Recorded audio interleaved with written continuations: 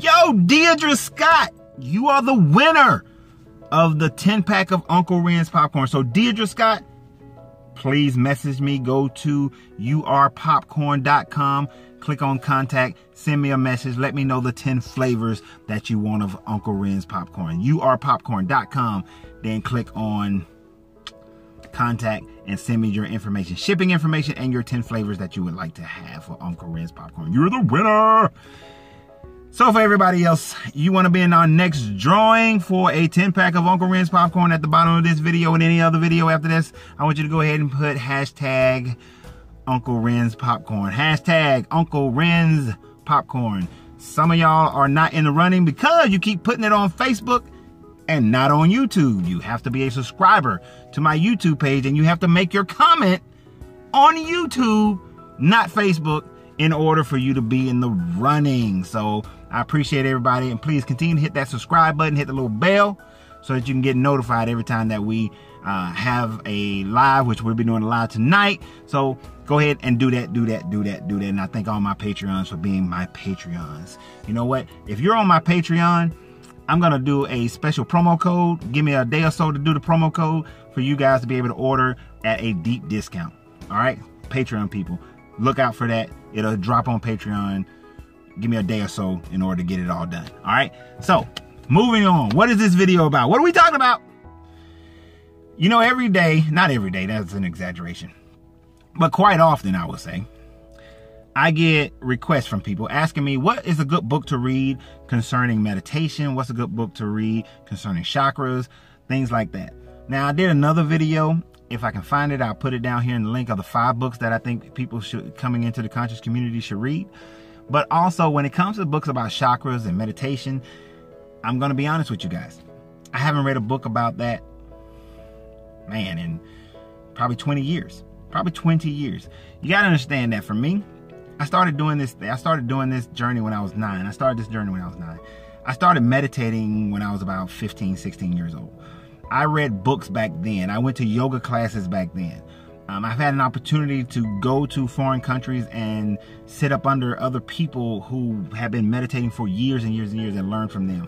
I would go to, here in Atlanta, out in Decatur, there's a Buddhist temple. I used to go out to the Buddhist temple and I learned how to meditate from those Buddhist monks out in Decatur. And down on the south side, there's a Hindu temple. I went and learned how to meditate by going to the Hindu temple. When I lived in Florida, I used to go to the Buddhist temple. And then even before that, I studied Tantra. I started studying Tantra when I was 23 years old, 22 years old, 22, 23. And there's a lot of meditation in Tantra. I went to some tantric seminars. I went to different classes. You see, I didn't learn so much about chakras and meditation from books as much as I learned it from going through seminars and going to classes, or just going to the temples and really just learning firsthand. So I don't want to recommend a book I've never read. I remember a long time ago I read The Idiot's Guide to Tantra, and it was pretty decent. It was a decent read. And I've read and have a few books on Tantra and Kama Sutra. But I'll tell you, one of the best things that you can do really, really is to participate in a training program. And maybe that's something. If you guys will be interested in me putting together like meditation videos and meditation training, or now a tantric program, I'm just not going to put that out there because YouTube and them trip on that one. Plus, that's some serious information that only people who really going to value that need to be participating in it. So if you guys are interested in that sort of thing, and yes, there is my tantric Patreon, and for my couple of patrons on the tantric one, I am so sorry. The next video I've been wanting to do, I need somebody to do it with me, and our schedules just have been off, and that's the only reason. But that is no excuse whatsoever. That video will get made and put onto the tantric Patreon site within the next day or so. So I apologize to you guys for not getting some more info out to you, but more is coming. It's coming because I love the tantric practices. So that would be my take on that. And for the guy who recently brought that to my attention, I appreciate it. And so that's my thought process on it. Now, there's another thing, the more serious thing that he discussed on the message that he sent me, that I know a lot of people are going through, and I understand. You see, I'm not going to tell you his dead on information, but basically coming out of Christianity. But the problem is that his livelihood is based in the Christian world. Meaning, some of you guys, your job is a musician who you play for churches, and that's how you earn your living. That's how you make your living. Some of you, you work for churches, you work for Christian organizations. That's how you make your living. And now that you're coming out of it, you know, you want to leave that organization, but it's hard to walk away from your finances when you have someone that depends on your finances, right? So I get it. The easiest thing to say is go get another job. That's the easiest thing to say. Go find a job in your field. Go find another job in a field that's close enough to yours. How to utilize your field in order to find other types of work. For a musician, it's not as simple and easy as it is for other people. I mean, can you find a gig where you're playing? One of my favorite restaurants here in Atlanta, Maggiano's, 2 or 3 times a week, they have a guy at the piano. You know, he's playing the piano. I think he plays 1 or 2 other instruments as well. But I know he does. It throws me off because when I don't see him doing it. But he plays the piano, and he does that like 2-3 nights a week. You know, there are places that you can play at, and it's hard. But guess what? So I just got off the phone, like literally just got off the phone with someone who, I can't say their name, but may want me to be their business coach and coach them in building themselves as a musician. This is why it's so funny. I get the message from one musician, I get a phone call from another musician, and I'm actually talking to another musician. Talked to another musician last week about how they can build themselves and draw people to them, build their following and make a living simply just doing their music. There are many different ways that you can approach that. And some of the advice that I gave him is, if you're a musician and you don't have a YouTube channel, a Facebook page, and an Instagram, you're missing the boat. Now, if you deal with teenagers, that sort of thing, you need to also have a Snapchat. If you have a YouTube channel, if you don't have a YouTube channel, you're missing it. If you're not doing live events of you rehearsing or just playing, you're missing it. If you are not engaging with your the people who do start to subscribe to you, or your people on Facebook, you're not commenting with them and answering their question, you're missing it. If you're not allowing them to be part of the development of a song, then you're missing it. You don't have to have the whole song done. It doesn't have to be perfect. Hey, here's 10-15 seconds of the song that I'm working on right now. You know, what do you guys think? What's your feedback? How you like that? You know, you're rehearsing. Hey, live that rehearsal for an hour, 2 hours. Many people who are DJs, they're doing live DJ events on YouTube and Facebook. It's not so that they can get people to join them there. It's so that when you think about, I want somebody to DJ my party, that's who you're going to call, because you sat there and you listened to them for an hour or 2 hours. You saw their mix. You saw that sort of thing. So it's about doing things like that. And then you got to know how to route your videos and all that sort of thing, so that you get the widest appeal possible and you're attracting the right people. So there are different avenues of approach. But basically, if your finances are dependent on that, then you can either find another job or find other ways to monetize your talent so that you can walk away. And it may be a 1-year plan, 2-year plan, 3-year, 4-year, 5-year plan. It doesn't matter how long the plan is, as long as you're working the plan and you start to see progression. And if you're not seeing progression, then you may need to just make some slight changes so you can see progression. Now, other than that, there's the idea of building wealth outside of what you do, what you trade your hours in for money. I'm not talking about any kind of network marketing thing, but something as simple as buying tax lien properties. You buy a tax lien property today, depends upon what your state is, what state you're in. Some states are deed states, some states are lien states. If it's a deed state, you buy the tax lien, you can deed the property within like a few days or a week. If you're like in Georgia, we're a tax lien state, the person has a year in order to come back to you and pay you the money plus 20%. Some states are 2 years, some are 3. You got to know what the deal is with your state. You buy the tax lien, you sit on it for a year is up, get a small mortgage on it, remodel the house if it needs it. And now there's some other things you need to do before you do all that, before you make your purchase. There's some research you need to do, so don't just go do it. You got to do some research. You got to make sure that you're buying a good property. But then you rent it.